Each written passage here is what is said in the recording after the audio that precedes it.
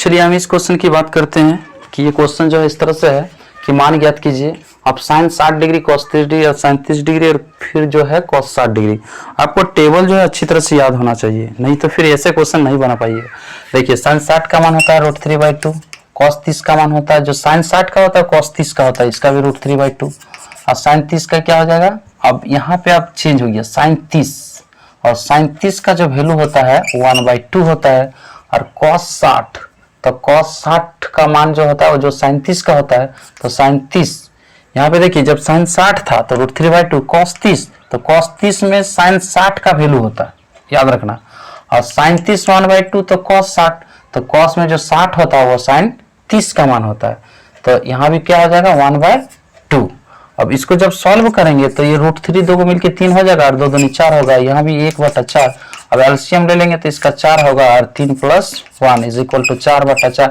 इसको काटेंगे तो 1 रिजल्ट आएगा। चलो नेक्स्ट क्वेश्चन हम लोग देखते हैं कि इस तरह से साइन 67 डिग्री cos 75 डिग्री को 0 डिग्री से 45 डिग्री वाले अनुपातों के पदों में व्यक्त कीजिए। यानी आपको जो भी एंगल लेना है वो 0 डिग्री से 45 डिग्री के ही बीच में आना चाहिए।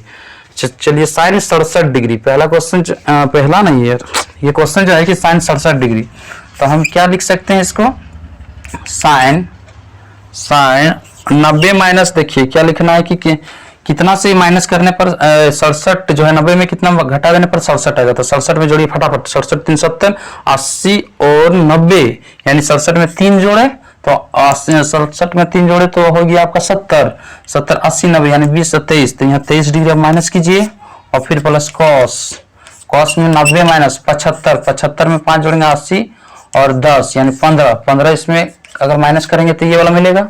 तो साइन जो है 90 माइनस 23 डिग्री, ये 23 डिग्री है, तो साइन 90 माइनस 23 यानी साइन 67 ही आएगा।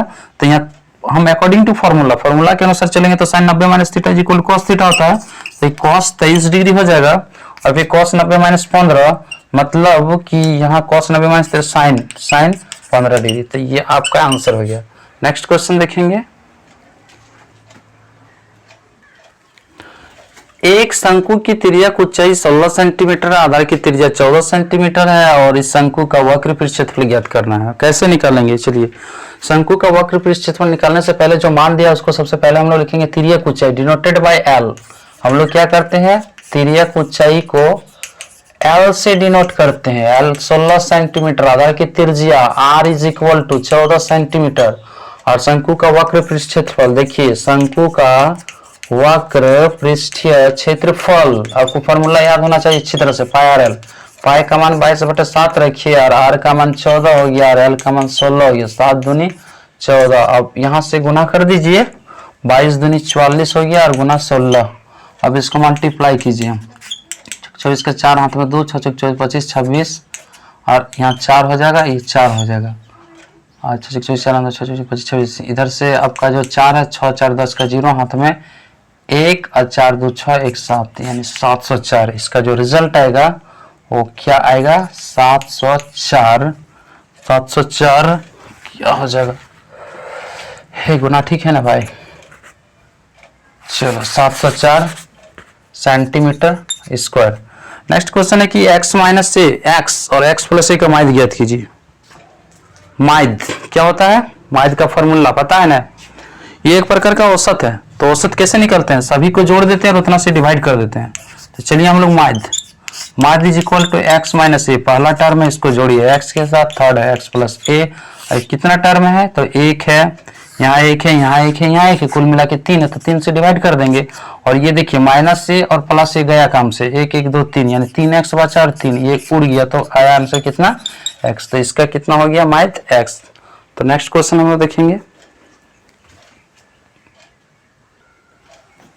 क्वेश्चन इस प्रकार है कि 20 बल्बों के एक समूह में 4 बल्ब खराब है, उस समूह में से एक बल्ब यादृच्छा निकाला जाता है, इसकी क्या प्रायिकता है कि ये बल्ब एक नंबर में खराब है और दूसरा में खराब नहीं है। चलिए आपके पास कुल कितना बल्ब है, कितना है देखिए ध्यान से, 20, आपके पास टोटल 20 है, जिसमें से 4 बल्ब खराब है, 4 बल्ब खराब है तो कितना बचा 16, यानी 16 अच्छे बल्ब। चलिए हम यहाँ लिख सकते हैं इस तरह से कि कुल बल्बों की संख्या, कुल बल्बों की संख्या = 20 खराब बल्बों की संख्या इज इक्वल टू 4, तो अच्छे बल्बों की संख्या is equal to 20 minus 4 is equal to 16। इस तरह से मेरा सारा मान आ गया। अब हमें निकालना नंबर 1। चलिए नंबर 1 में आते हैं। खराब बल्ब की प्रायिकता क्या होगा? तो खराब बल्ब जो है मेरे पास वो है 4 है, तो हम संभावित परिणाम को हम NE से डिनोट करते हैं 4, और कुल परिणाम को हम NS से डिनोट करते हैं। वो कुल परिणाम कितना है? तो कुल परिणाम जो आपके पास है वो 20 है।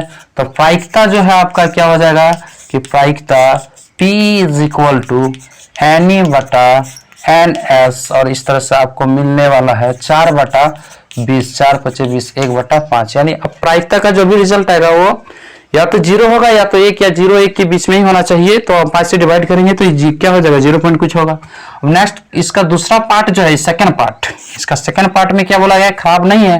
तो खराब नहीं है मतलब अच्छे हैं, तो अच्छे बल्ब कितना है? तो आपको यहाँ निकाला गया कि अच्छे बल्ब की संख्या 16 है। तो हम सिंपली इसको क्या लिख देंगे? N इज इक्वल टू 16 और NS का जो वैल्यू है 20 है, और इस तरह से P जो निकलेगा प्रायिकता, क्या ये प्रायिकता किसका निकाल रहे हैं? तो खराब नहीं है मतलब खराब नहीं है बल्ब की संख्या, मतलब अच्छे बल्ब की संख्या प्रायिकता निकालना है। तो P is equal to NE बटा NS, और आपका NE का मान कितना है? देखिए 16, और यहाँ पे 20 हो गया, 4 4 16, 4 5 20, यानी 4 बटा 5 इसका आपका रिजल्ट आ गया। चलो अब हम नेक्स्ट क्वेश्चन देखते हैं।